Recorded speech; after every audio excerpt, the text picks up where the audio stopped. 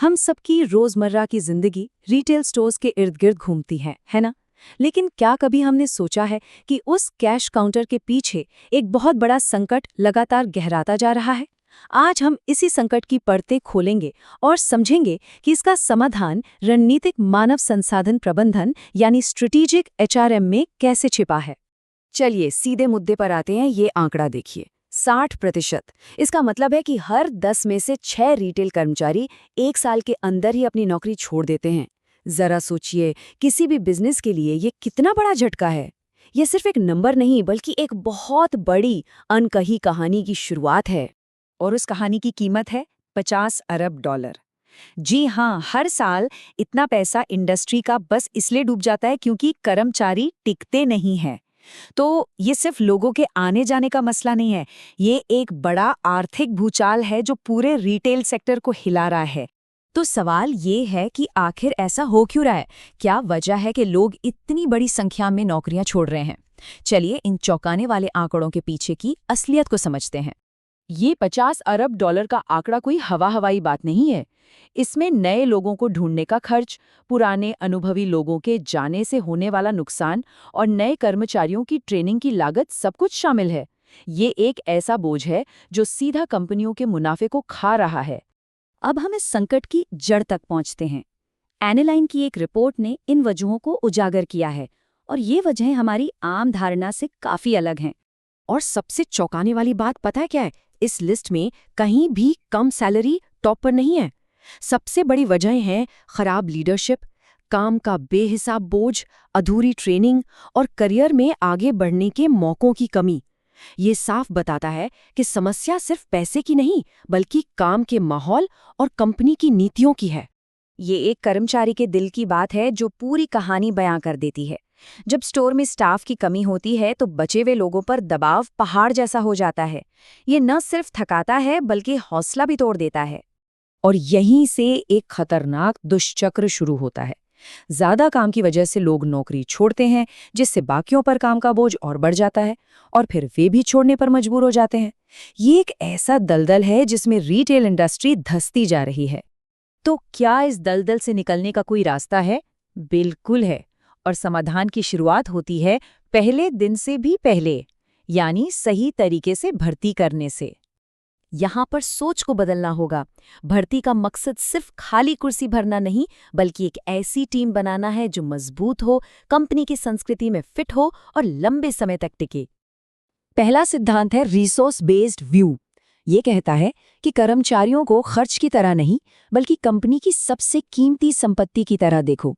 यही लोग आपकी कंपनी का छिपा हुआ वो हथियार है जो आपको कंपटीशन में जिता सकते हैं। दूसरा है ASA मॉडल।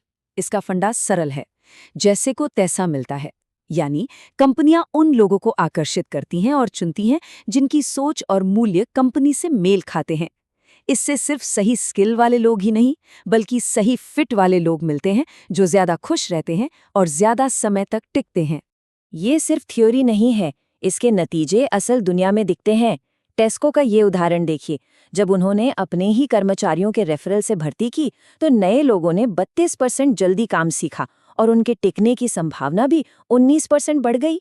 ये है सही भर्ती की ताकत। ठीक है, तो आपने सही लोगों को काम पर रख लिया। अब अगला कदम क्या? उन पर निवेश करना। और ये निवेश है सही ट्रेनिंग। ट्रेनिंग कोई खर्च नहीं, बल्कि मुनाफा कमाने का एक जरिया है। सोचिए, अगर किसी को पहले दिन से ही काम ठीक से न सिखाया जाए तो वो कितने दिन टिकेगा?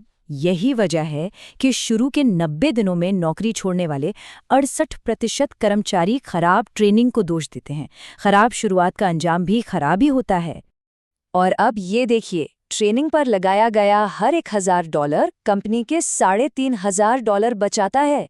यह आंकड़ा साफ बताता है कि ट्रेनिंग पर पैसा लगाना कितना समझदारी भरा व्यावसायिक फैसला है। इससे बेहतर रिटर्न ऑन इन्वेस्टमेंट और क्या होगा? एक अच्छी ट्रेनिंग के 4 मजबूत स्तंभ होते हैं। एक ठोस ऑनबोर्डिंग प्रोसेस, प्रोडक्ट की पूरी जानकारी, बेहतरीन ग्राहक सेवा की कला और टेक्नोलॉजी का सही इस्तेमाल। ये चारों मिलकर एक कामयाब कर्मचारी की नींव रखते हैं। तो हमने सही भर्ती कर ली, अच्छी ट्रेनिंग दे दी। अब पहेली का आखिरी और सबसे जरूरी टुकड़ा, मोटिवेशन। यानी वो क्या चीज़ है जो कर्मचारियों को हर रोज़ अपना बेहतरीन प्रदर्शन करने के लिए प्रेरित करती है?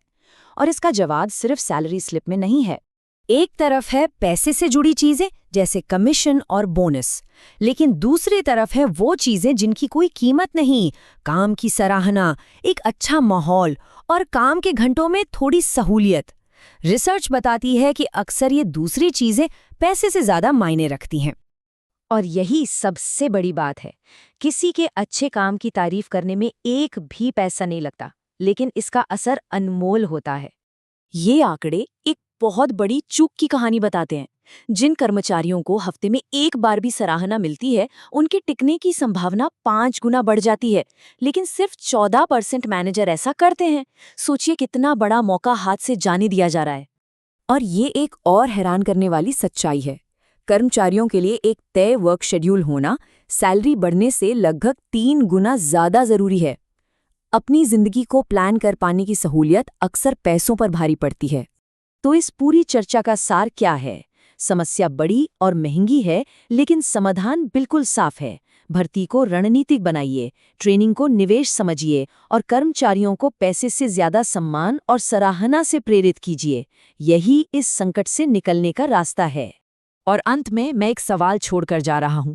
अगर किसी भी रिटेल बिजनेस की सबसे बड़ी ताकत उसके लोग हैं, तो उनका लगातार नौकरी छोड़कर जाना क्या सिर्फ एक एचआर डिपार्टमेंट की नाकामी मानी जाए, या ये पूरी बिजनेस स्ट्रैटेजी के फेल होने का संकेत है?